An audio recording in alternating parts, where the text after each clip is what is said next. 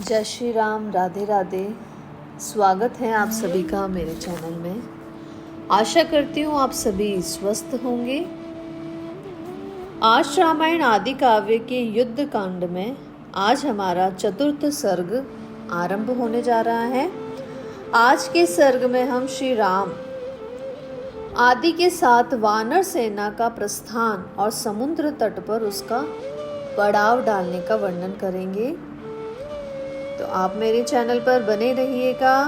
आप सभी का बहुत आभार मैं व्यक्त करती हूँ कि आप लोग मेरे चैनल को इतना प्यार देते हैं। तो श्रवण कीजिए आज का सर्ग।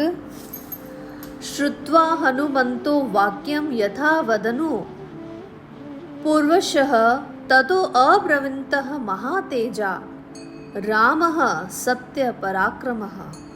अर्थात हनुमान जी के वचनों को क्रमशः यथावत रूप से सुनकर सत्य पराक्रमी महातेजस्वी भगवान श्री राम ने कहा, हनुमान, मैं तुमसे सच कहता हूँ, तुमने उस भयानक राक्षस के जिस लंकापुरी का वर्णन किया है उसे मैं शीघ्र ही नष्ट कर डालूंगा। सुग्रीव, तुम इस मुहूर्त में प्रस्थान की तैयारी करो। सूर्य देव दिन के मध्य भाग में जा पहुँचे हैं, इसीलिए इस विजय नामक मुहूर्त में हमारी यात्रा उपयुक्त होगी। रावण सीता को हर कर ले जाए, किंतु वह जीवित बचकर कहाँ जाएगा? सिद्ध आदि के मुंह से लंका पर मेरी चढ़ाई का समाचार सुनकर सीता को अपने जीवन की आशा बंध जाएगी। आज उत्तर फाल्गुनी नामक नक्षत्र है, कल चंद्रमा का हस्त नक्षत्र से योग होगा।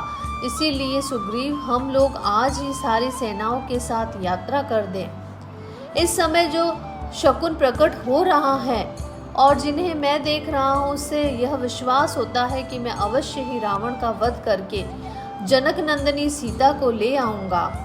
इसके सिवा मेरी दाहिनी आँख का ऊपरी भाग भी फड़क रहा है, वह भी मानो मेरी विजय प्राप्ति और मनोरथ सिद्धि को सूचित कर रहा है। यह सुनकर वानर राज सुग्रीव तथा लक्ष्मण ने भी उनका बड़ा ही आदर किया। तत्पश्चात श्री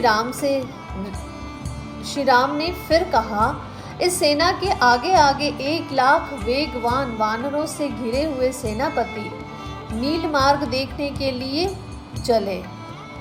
सेनापति नील, तुम सारी सेना को ऐसे मार्ग से शीघ्रता पूर्वक ले चलो जिससे फल मूल की अधिकता हो, शीतल छाया से युक्त सघन वन हो, ठंडा जल मिल सके और मधु भी उपलब्ध हो सके।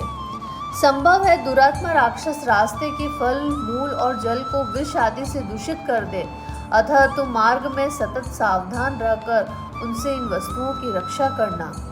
वानरों को चाहिए कि जहाँ गड्ढे, दुर्गम वन और साधारण जंगल हो, वहाँ सब और कूद फांद कर यह देखते रहे कि कई शत्रुओं की सेना तो नहीं छिपी है। जिस सेना में बाल वृद्ध आदि के कारण दुर्बलता हो, वह यहाँ किष्किंधा में ही रह जाए, क्योंकि हमारा यह युद्ध रूपी कृत्य बड़ा ही भयंकर है। अतः इसके लिए बल विक्रम संपन्न सेना की ही हमें यात्रा करनी चाहिए। सैकड़ों और हजारों महाबली कपिकेशरी वीर महासागर की जल राशि के समान भयंकर एवं अपार वन सेना के अग्रभाग को अपने साथ आगे बढ़ाए चले। पर्वत के समान विशालकाय गज महाबली गव्य तथा मतवाले सांड की भांति पराक्रमी गवाक्ष सेना के आगे आगे चले। उछल कूद कर चलने वाले कपियों के पालक वानर शिरोमणि ऋषभ इस वानर सेना के दाहिनी भाग की रक्षा करते हुए चले। गंध हस्ती के सम्मान दुर्जय और वेगशाली वानर गंधमादन इस वानर वाहिनी के वाम भाग में रहकर उसकी रक्षा करते हुए आगे बढ़े। जैसे देवराज इंद्र ऐरावत हाथी पर आरूढ़ होते हैं, उसी प्रकार मैं हनुमान जी के कंधे पर चढ़कर सेना के बीच में रहकर सारी सेना का हर्ष बढ़ाता हुआ चलूंगा। जैसे धनाध्यक्ष कुबेर सार्वभौम नामक दिग्गज की पीठ पर बैठकर यात्रा करते हैं, उसी प्रकार काल के सम्मान पराक्रमी लक्ष्मण अंगद पर आरूढ़ होकर यात्रा करें। महाबाहु वृक्ष राज जामवान सुषेण और वानर वेगदर्शी ये तीनों वानर सेना के पृष्ठभाग की रक्षा करें। रघुनाथ जी का यह वचन सुनकर महापराक्रमी वानर शिरोमणि सेनापति सुग्रीव ने उन वानरों को यथोचित आज्ञा दी।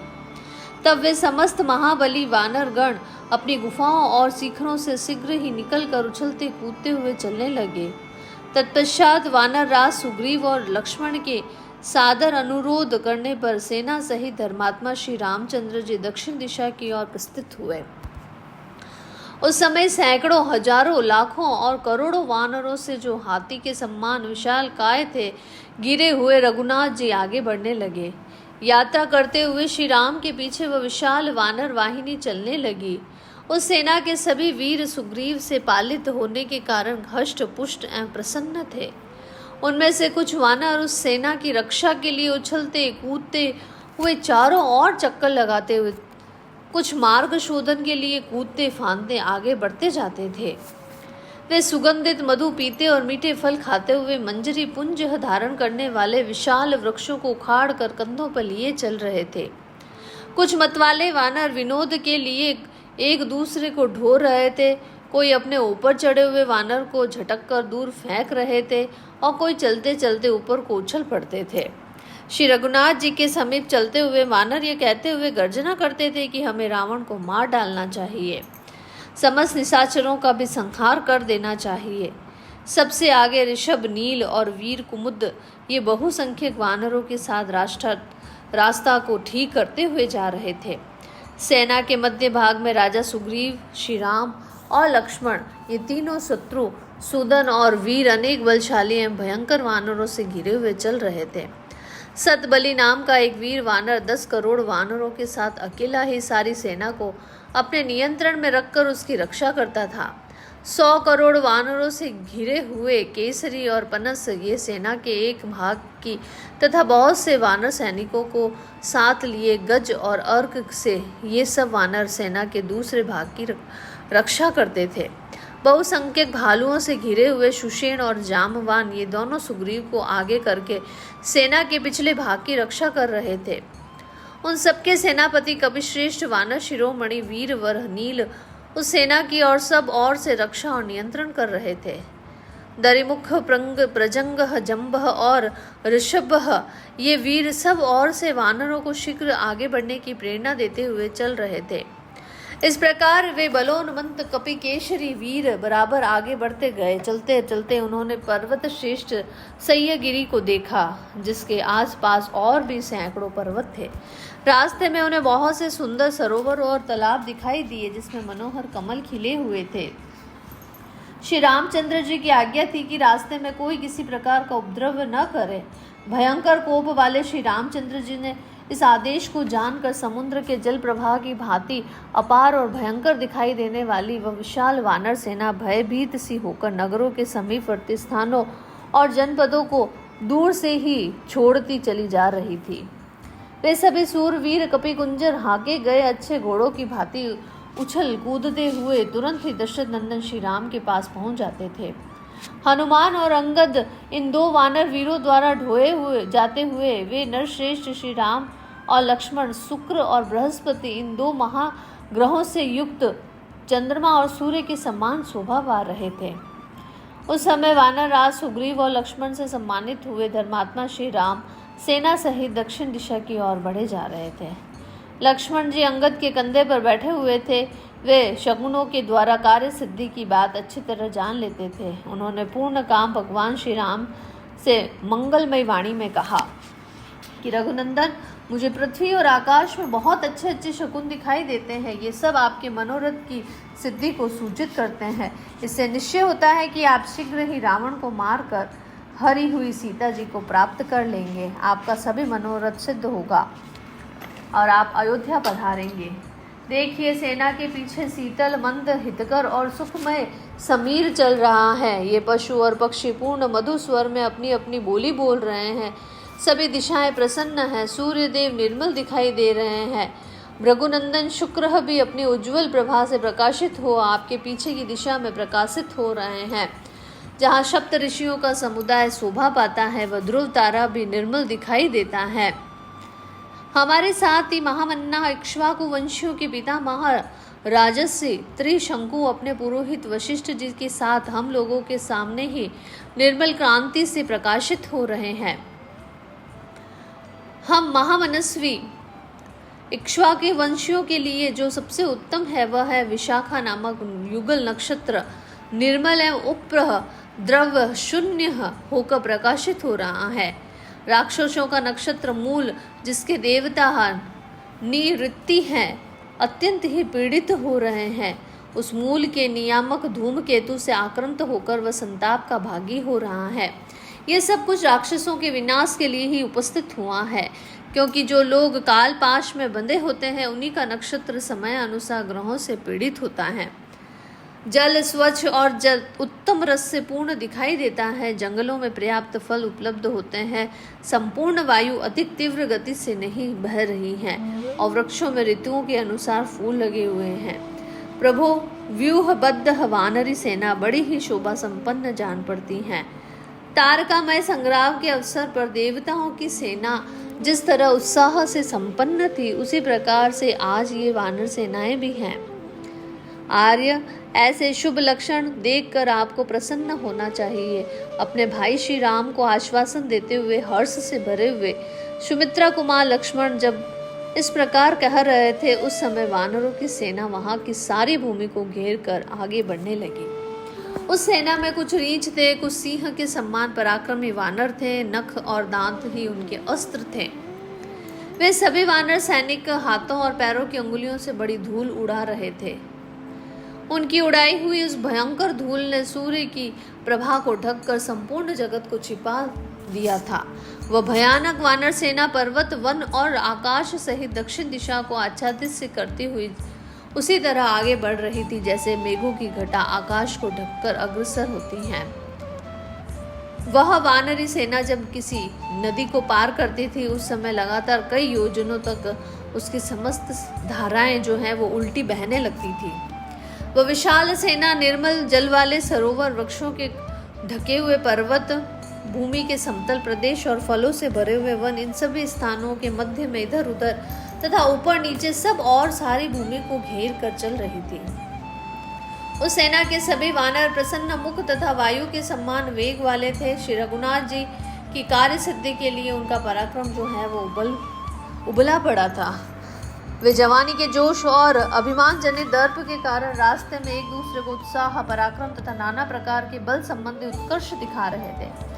उनमें से कोई तो बड़ी तेजी से भूतल पर चलते थे और दूसरे उछलकर आकाश में उड़ जाते थे।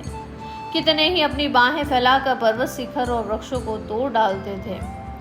कोई बड़े जोर से गरजते और सिंहनाद करते थे। वे सभी वानर बड़े ही पराक्रमी थे। अंगड़ाइयां लेते हुए पत्थर की चट्टानों और बड़े बड़े वृक्षों से खेल करते थे। इस प्रकार वह विशाल वानर सेना दिन रात चलती रही। सुग्रीव से सुरक्षित सभी वानर हष्ट पुष्ट और प्रसन्न थे। सभी बड़ी उतावली के साथ में चल रहे थे। चलते चलते घने वृक्षों से व्याप्त और अनेक काननों से संयुक्त सह्य पर्वत के पास पहुंचकर वे सब वानर उसके ऊपर चढ़ गए। श्री रामचंद्र जी सह्य और मल्य के विचित्र काननों, नदियों तथा झरनों की शोभा देखते हुए यात्रा कर रहे थे। वे वानर मार्ग में मिले हुए चंपा, तिलक, आम, अशोक, संदूवार, तिनिश और करवीर आदि वृक्षों को तोड़ देते थे। उछल उछल कर चलने वाले वे वानर सैनिक रास्ते के अंकोल, करज पाकर, बरगद, जामुन, आंवला आदि वृक्षों को भी तोड़ डालते थे। रमणीय पत्थरों पर उगे हुए नाना प्रकार के जंगली वृक्ष वायु के झोंके से झूम झूम कर उन वानरों पर फूलों की वर्षा करते थे। मधु से सुगंधित वनों में गुनगुनाते हुए भौरों के साथ चंदन के समान शीतल मंद सुगंध वायु चल रही थी। वह पर्वत राज, गैरिक आदि धातुओं से विभूषित हो बड़ी ही शोभा पा रहे थे। रमणीय पर्वत शिखरों पर सब और से खिली हुई केतकी, सिंधुवार और वासंती लताएं बड़ी मनोरम जान पड़ती थी और प्रफुल्ल माधवी लताएं सुगंध से भरी थी। चिरविल्लकः, मधुकः, वंजलः, रंजकः, नागकेशर के वृक्ष भी वहां खिले हुए थे। आम, पाडर, कोविदार भी फूलों से लदे हुए थे। प्रसन्नता से भरे हुए वानरों ने उन सब वृक्षों को घेर लिया था। उस पर्वत पर बहुत सी रमणीय बावड़ियां तथा छोटे छोटे जलाशय थे, जहां चकवे विचरते और जल कुक्कुट निवास करते थे। रीछ, तरक्षु, सिंह, भयंकर बाघ तथा बहुसंख्यक दुष्ट हाथी जो बड़े ही भीषण थे, सब ओर से आ जाकर उन जलाशयों का सेवन करते थे। खिले हुए सुगंधित कमल, कुमुद, उत्पल तथा जल में होने वाले भांति भांति के अन्य पुष्पों के वहां के जलाशय बड़े ही रमणीय दिखाई देते थे। उस पर्वत के शिखरों पर नाना प्रकार के पक्षी कलरव करते थे। वे आपस में एक दूसरे पर पानी की भी उछालते थे। कुछ वानर पर्वत पर चढ़कर वहां के वृक्षों के अमृत तुल्य मीठे फलों, फूलों और मूलों का तोड़ते थे और उनका सेवन करते थे। पेड़ों को तोड़ते, लताओं को खींचते और बड़े बड़े पर्वतों को प्रतिध्वनित करते हुए वे श्रेष्ठ वानर तीव्र गति से आगे बढ़ रहे थे। दूसरे वानर दर्श में भरकर वृक्षों से मधु के छत्ते उतार लेते थे और जोर जोर से गर्जना करते थे। उन वानर शिरोमणियों से भरी हुई वहां की भूमि पके हुए बल वाले कलम्बी धानों की क्यारियों से ढकी हुई धरती के सम्मान सुशोभित हो रही थी। कमल नयन महाबाहु श्री रामचंद्र जी महेंद्र पर्वत के पास पहुंचकर भांति भांति के वृक्षों से सुशोभित उसके शिखर पर चढ़ गए। महेंद्र पर्वत के शिखर पर आरूढ़ हो दशरथ नंदन भगवान श्री राम ने कछुओं और मत्स्यों से भरे हुए समुद्र को देखा। इस प्रकार से वह सहय, मल्य और लांग कर क्रमशः महेंद्र पर्वत के समीपवर्ती समुद्र के तट पर जा पहुंचे। उस पर्वत से उतरकर भक्तों के मन को रमाने वालों में श्रेष्ठ भगवान श्री राम, सुग्रीव और लक्ष्मण के साथ शीघ्र ही सागर तटवर्ती परम उत्तर वन में जा पहुंचे, जहाँ सहसा उठी हुई जल की तरंगों से प्रस्तर की शिलाएं धुल चुकी थी। सुग्रीव, लो हम सब लोग समुद्र के किनारे तो आ गए हैं। अब यहाँ मन में फिर वही चिंता उत्पन्न हो रही है जो हमारे सामने पहले भी उपस्थित थी। इसीलिए यही सेना का पड़ाव डाला जाए और हम लोग यहाँ बैठकर ये विचार प्रारंभ करें कि किस प्रकार से वानर सेना समुद्र के उस पार तक पहुँच सकती है। इस प्रकार सीता हरण के शोक में दुर्बल हुए महाबाहु श्री राम ने समुद्र के किनारे पहुंचकर उस समय सारी सेनाओं को वहीं पर ठहरने की आज्ञा दी।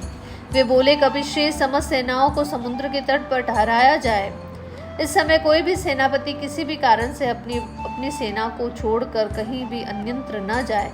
समस्त सूरवीर वानर सेना की रक्षा के लिए यथास्थान ले चलें। श्री रामचंद्र जी का यह वचन सुनकर लक्ष्मण सहित सुग्रीव ने वृक्षवल्लियों में सुशोभित सागर तट पर सेना को ठहरा दिया।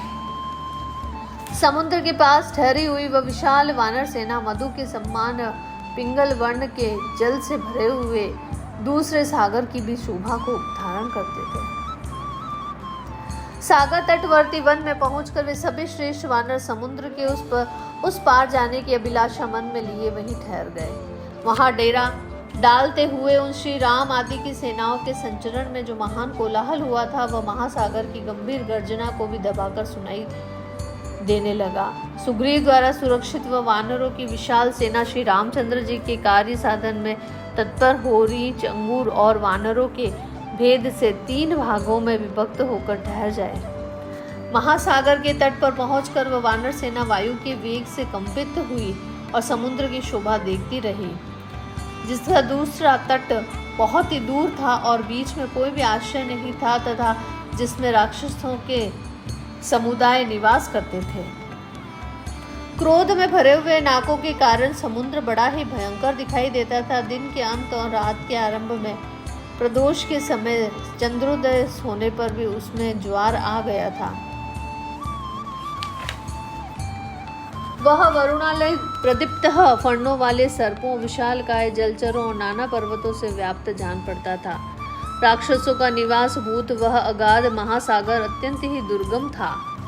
समुद्र के जल कण बड़े ही चमकीले दिखाई देते थे। उन्हें देखकर ऐसा जान पड़ता था मानो सागर में आग की चिंगारियां बिखेर दी गई हो। समुद्र में बड़े बड़े सर्प थे। समुद्र देवद्रोही दैत्यों और राक्षसों का आवास स्थान था। जब आकाश में मिला हुआ था तो आकाश जल से, आकाश में तारे छिटके हुए थे और समुद्र में मोती, इसीलिए दोनों एक दूसरे से दिखाई देते थे।